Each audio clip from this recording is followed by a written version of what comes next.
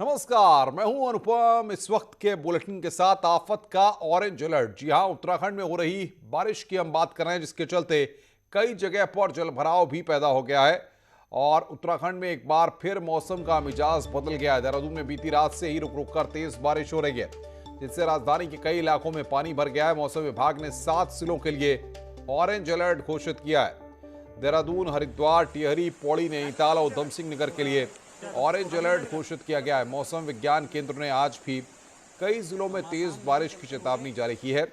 देहरादून, अल्मोड़ा के साथ हरिद्वार में रुक रुक कर बारिश हो रही है। हरिद्वार में बारिश से कई जगहों पर जलभराव की स्थिति बन गई है। आमतौर पर वीकेंड पर पर्यटक पहाड़ी स्थानों पर घूमने निकलते हैं, लेकिन लगातार बारिश के चलते पर्यटकों की संख्या भी कम दिखाई दे रही है। कुमाऊं में रिकॉर्ड बारिश दर्ज की गई है।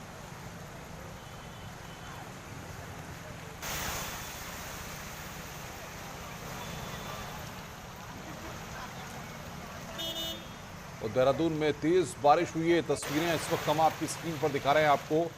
मौसम विभाग ने ऑरेंज अलर्ट जारी किया। ये 2 तस्वीरें इस वक्त आपकी स्क्रीन पर। सड़कों पर दूर दूर तक सिर्फ पानी ही पानी नजर आ रहा है। 7 जिलों के लिए ऑरेंज अलर्ट जारी किया गया है। बारिश से तरबतर हुई है राजधानी।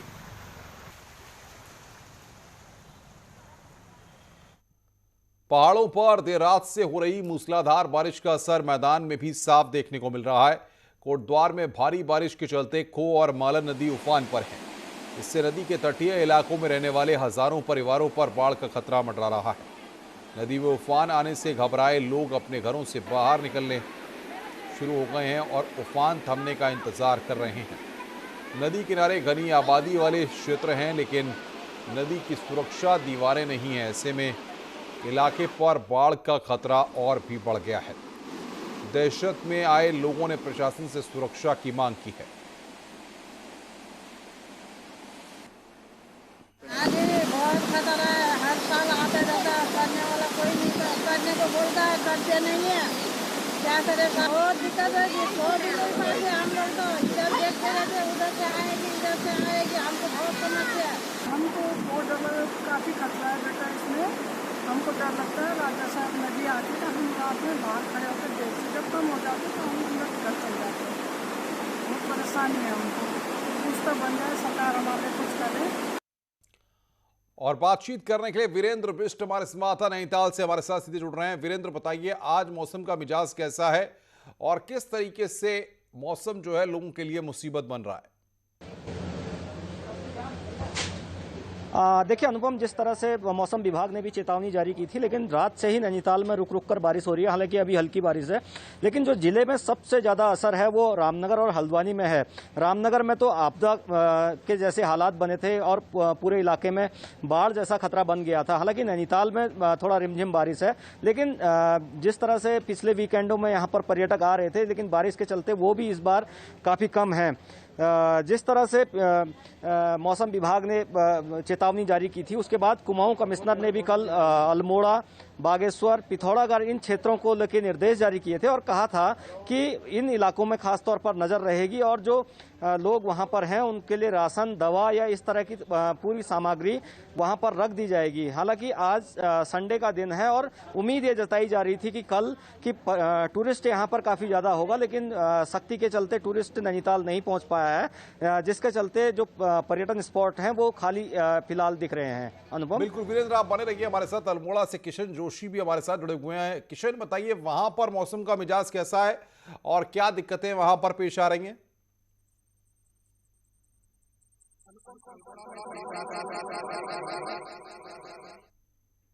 तो क्षेत्र में जी। जो है बारिश होने से एक बादल फट गया था, जिससे जनहानि तो नहीं, लेकिन काफी तबाही मची है। उसके साथ 2 दर्जन सड़कें बागेश्वर में बंद है, जबकि अल्मोड़ा के ग्रामीण क्षेत्रों में कुछ सड़कें बंद हैं। अभी भी मौसम लगातार बारिश आने की तैयारी हो रही है, पूरी तरह घिरा हुआ है और प्रशासन ने पूरी तरह से अलर्ट मोड पर रखा है कि जेसी की तैनात रखी है। कहीं पर भी सड़क बंद होती तो उसे खोला जा सकता है। अनुपम, किशन, अगर बात करें इंतजामों की, तो प्रशासन किस तरीके से स्थितियों को देख रहा है और मौसम विभाग का क्या कहना है?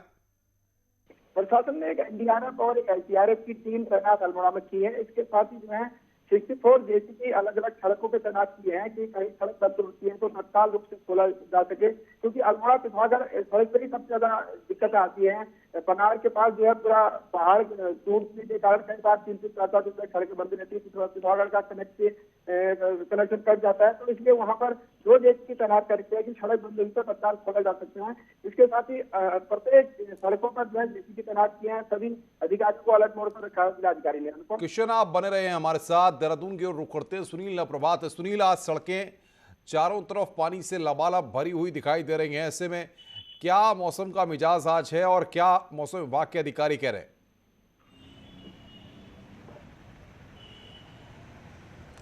देखिए, मैं अभी देहरादून में मौजूद हूँ। यहाँ पर फिलहाल बारिश थमी हुई है, लेकिन रात भर जो बारिश देहरादून में हुई उसने जमकर तांडव मचाया और कई कोनों से, कई क्षेत्रों से देहरादून के अब नुकसान की खबरें मिल रही हैं।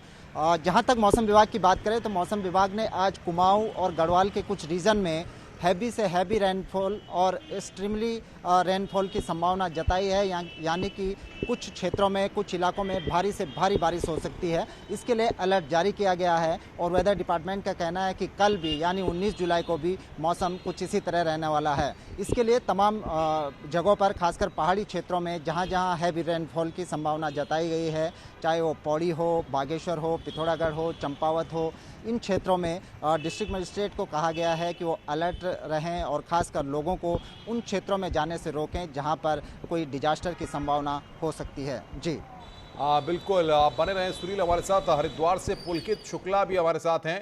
पुलकित, हरिद्वार की अगर बात करें तो वहां पर कितना नुकसान हुआ है और बारिश ने किस तरीके से दिक्कतें बढ़ाई हैं?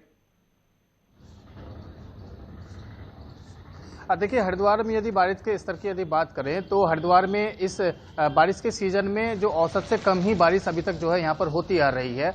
ऑरेंज अलर्ट भी मौसम विभाग के द्वारा जो जारी किया गया था, जो पूर्वानुमान जताया गया था कि आज यहाँ पर बारिश हो सकती है, उसके अनुसार यहाँ पर बारिश होती जरूर नजर आई है। कल देर रात के बाद से ही यहाँ पर बारिश शुरू हो गई थी और हल्की बारिश यहाँ पर हो रही थी। सुबह बारिश जरूर थोड़ी देर तेज देखने के लिए मिली, लेकिन यहाँ पर बारिश उतनी तेज न होने के बावजूद भी जो हरिद्वार के साथ एक बड़ी समस्या है वो है सड़कों के जल भराव को लेकर। यहाँ पर थोड़ी सी ही बारिश में आधे घंटे की, 1 घंटे की बारिश में जो है, जो यहाँ के प्रमुख मार्ग है, जो मध्य हरिद्वार के क्षेत्र है, चाहे वो चंद्राचार्य चौक हो, चाहे वो भगत सिंह चौक हो, और उसके अलावा और जो कई प्रमुख मार्ग है, बड़े जो चौराहे हैं, वहां पर जल भराव की स्थिति आकर खड़ी हो जाती है। वाहन वहां पर डूबने लगते हैं और जाम की स्थिति यहां पर बन जाती है। तो लंबे समय से हरिद्वार में ये समस्या बनी आ रही है, लेकिन किसी का भी इस और ऐसा कोई ध्यान नहीं है कि किस तरह से इस जल भराव की समस्या से निजात दिलाया जा सके। उसके अलावा यदि बारिश से मौसम की बात करें तो लंबे समय से यहाँ पर जो है एक भारी गर्मी जो है लोगों को झेलनी पड़ रही थी। उमस भरी गर्मी से जरूर लोगों को यहाँ पर निजात मिली है। फिलहाल बारिश की जो स्थिति है, बारिश यहाँ पर हरिद्वार में बंद है,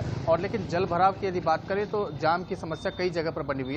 जिस चौक पर मैं इस वक्त मौजूद हूं, चटवाड़ा पुल उसको कहा जाता है, और यहाँ पर भी साफ तौर पर देखा जा सकता है किस तरह से जल भराव की थोड़ी सी ही देर की बारिश में यहाँ पर जल भराव की स्थिति बनी हुई है। वाहन जो है वो धीरे धीरे चल रहे हैं, रेंग कर चलने पर मजबूर है। यही कारण है कि बाद में जाम की स्थिति यहाँ पर बन जाती है और प्रशासन की ओर से इस समस्या पर कोई भी ध्यान नहीं दिया जाता। जी अनुपम। बिल्कुल पुलकित, आप नजर बना के रखिए, आगे भी हम आपसे अपडेट लेंगे। सुनील के पास एक बार फिर चलते हैं। सुनील, अगर बात करें आज के दिन की तो किस तरीके से मौसम के बारे में अपडेट्स आ रहे हैं, और क्या कुछ ऑरेंज अलर्ट के तहत कुछ जगहों को स्पेशल अट्रैक्शन दिया गया है? क्या वहां पर कुछ खास फोकस करने की बात कही गई है?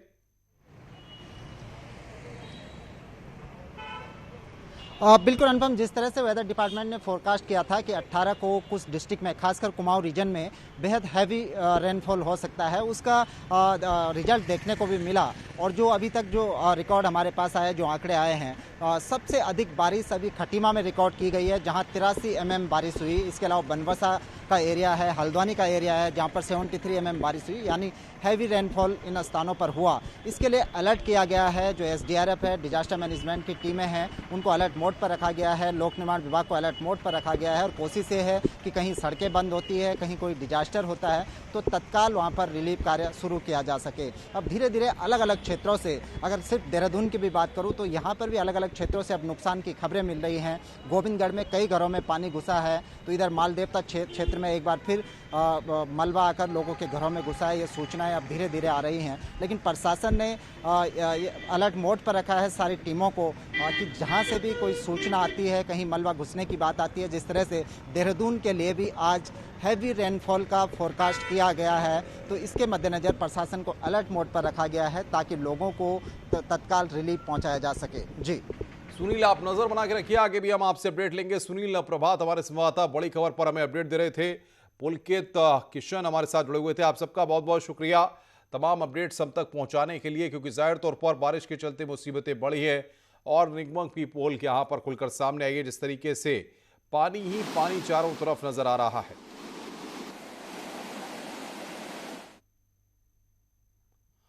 आगे बढ़ते हैं। लगातार दूसरे साल कावड़ मेला रद्द होने से हरिद्वार के कावड़ कारीगरों में निराशा है। अब उनके सामने रोजगार के साथ रोजी रोटी का संकट भी खड़ा हो गया है। देखिए रिपोर्ट।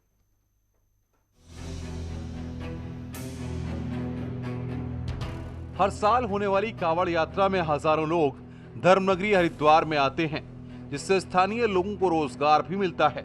इनमें वे कारीगर भी शामिल हैं जो शिव भक्तों के लिए बांस की कावड़ बनाते हैं। हरिद्वार के ज्वालापुर में दर्जनों मुस्लिम कारीगर हैं जो इस पेशे से जुड़े हुए हैं और कावड़ बेचकर अपना गुजारा करते हैं, लेकिन इस बार कावड़ मेला रद्द होने से वे निराश हैं। रास्ता तो सभी पूरी कॉलोनी है, पूरी कॉलोनी में हमारे सामने काम चलता है कावड़ का, कोई भी काम नहीं हो पा रहा है। जब हमारे मुख्यमंत्री योगी आदित्यनाथ जी कह दिया था और यहाँ के मुख्यमंत्री जी ने भी ऑर्डर दिए हैं, बस सावन शुरू होगा तो हम खुशी की लहर जाएगी हमारे अंदर, तो हमने काम शुरू कर दिया। अब फिर ही मना हो गई, फिर वहीं के वहीं आ गए। हम कर्ज लेके हमने बांस मंगाया, चिरैयों को पैसे दिए चिरई के काम करने के लिए, फिर हमारे पैसे बौन हो गए हैं। कोरोना के चलते कई बड़े धार्मिक आयोजन रद्द होने से कावड़ कारीगरों के सामने आर्थिक संकट खड़ा हो गया है। अब इन कारीगरों से सरकार से मदद की आस लगाई है। मदद मांगते हमारे से कर्जा हो रहा है बहुत, हमने बांस लाया कावड़ के लिए, इसलिए। पैसे कहाँ से लिए थे आप? ब्याज पे लिए। अभी आप सरकार से क्या कहेंगे? सरकार से ये कहेंगे बस हमारी मदद कर, थोड़ी बहुत ही हमने कर्जा लेकर बांस लाए हैं, बस इतने कुछ कहेंगे। हमारे घर में होता है, हमारे भान भाई का सबने बांस मंगवा लिया, मोहल्ला वालों ने भी, मेरी बहनों ने भी, सबने। बस लगातार दूसरे साल कावड़ मेला रद्द होने से इससे जुड़े सैकड़ों लोगों के सामने रोजी रोटी का संकट खड़ा हो गया है। क्या सरकार से इन्हें कोई मदद मिलेगी? पुलकित शुक्ला, न्यूज़ 18 हरिद्वार।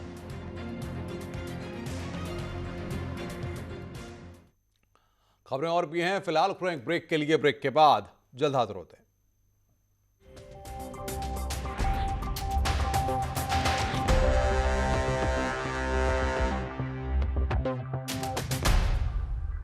ब्रेक के बाद चंपावत में साइबर ठगी के मामले लगातार बढ़ते जा रहे हैं। सोशल मीडिया के जरिए पहाड़ के लोगों को लगातार ठगी का शिकार बनाया जा रहा है।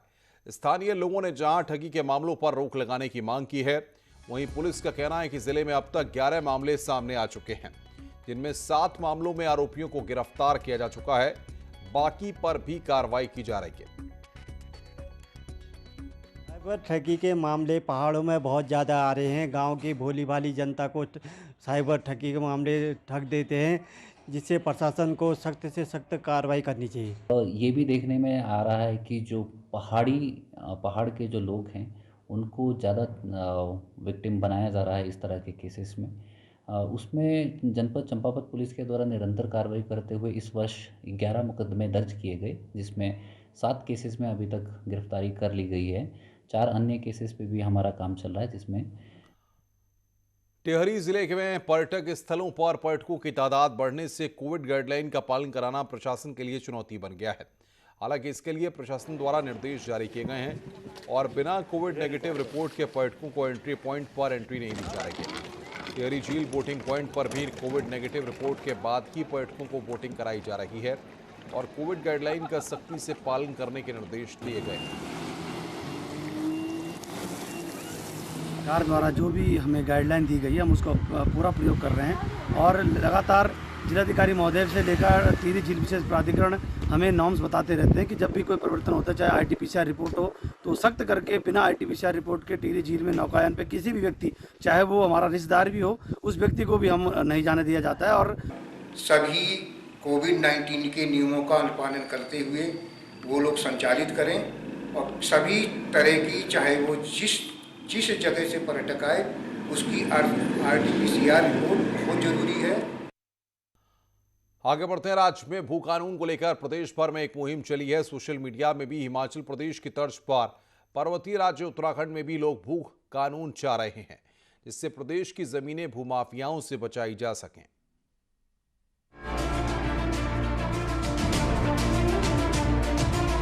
पर्वतीय राज्य हिमाचल में भू कानून इतना कठोर है कि वहां कोई जमीन नहीं खरीद सकता। युवा उत्तराखंड में भी इस तरह का कानून बनाने की मांग कर रहे हैं। कैबिनेट मंत्री बिशन सिंह चुफाल ने अगली कैबिनेट मीटिंग में इसे लाकर राज्य में लागू करने का वादा भी युवाओं से कर दिया है। ये जरूरी है भू कानून होना, इसके लिए बाहर से जो लोग आ रहे हैं, इसमें खंडूरी जी के समय भी इसमें भी हुआ, उसके बाद 2017 में भी होना। इसमें संशोधन की जरूरत है। इसमें जल्दी से जल्दी कैबिनेट बैठेगी, कैबिनेट पर इस पर विचार किया जाए। कांग्रेस भी इसे अगले चुनाव में मुख्य मुद्दा बनाने की तैयारी में जुटी है। घोषणा पत्र में भी कांग्रेस इस मुद्दे को शामिल करेगी और सरकार आने पर राज्य में भू कानून लागू करने का वादा करेगी। कांग्रेस ऐसा वादा तब करेगी जबकि राज्य में 2 बार कांग्रेस सत्ता में रह चुकी है। उनके मन में एक ऐसा विचार आया, जिस विचार से मैं समझता हूँ उनके इस कार्यक्रम से निश्चित रूप से हमारी जो जमीन है वो बचेगी और जो भी सरकार सत्ता में आएगी वो सरकार निश्चित रूप से भू कानून कानून को लाएगी और जमीन को बचाने का। भाजपा के अल्मोड़ा सांसद अजय टम्टा राज्य में सर्वदलीय बैठक बुलाकर राज्य के भले के लिए बात करने की बात कह रहे हैं। यहाँ पर के लोग जो भूमिवान लोग हैं वो भूमि विहीन न हो। सबसे बड़ी मुसीबत है इस प्रदेश के अंदर कि छोटी छोटी ज़मीनों के मालिक हैं लोग और उसमें भी बंटवारे हो गए हैं। उन बंटवारों के कारण खेत भी अलग अलग पड़ गए हैं ज़मीनों के बंटवारे के कारण से। राज्य बनने के बाद सरकारों ने भू कानून बनाने की कोई कवायद नहीं की, जिसके चलते स्थानीय लोग भूमिहीन हो गए, जबकि राज्य में भूमाफियाओं का मकड़जाल बढ़ता चला गया। यदि सरकारें जल्द ही नहीं चेती तो सूबे के बड़े तबके को भूमिहीन होने में देर नहीं लगेगी। अल्मोड़ा से न्यूज़ 18 के लिए किशन जोशी की रिपोर्ट। खबरों का सिलसिला लगातार जारी।